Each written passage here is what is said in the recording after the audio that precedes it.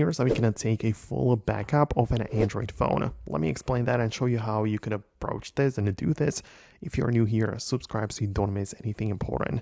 I know a lot of people who back up their photos to, for example, Google Photos, right? Or something specific to the cloud storage or anywhere else. But in order to fully back up every single thing on your Android device, the way to approach this would be by opening up the Settings app and finding the General Management, which is somewhere closer toward the bottom of the list.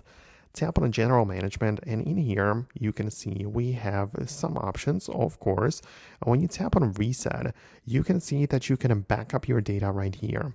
So we have a temporary cloud backup, which is allowing you to back up unlimited amount of data to Samsung Cloud for up to 30 days before, so you can restore it if you move to a different device and so on.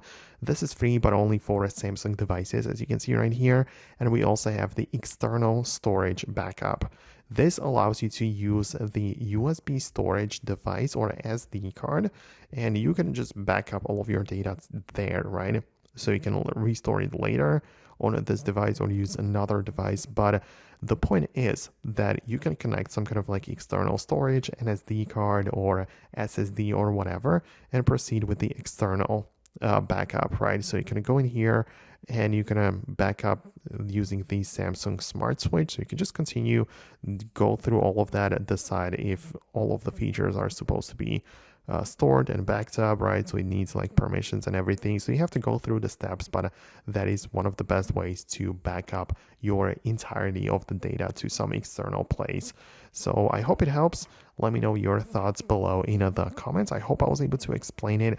Thanks a lot for watching, and I'll see you later in the future uploads.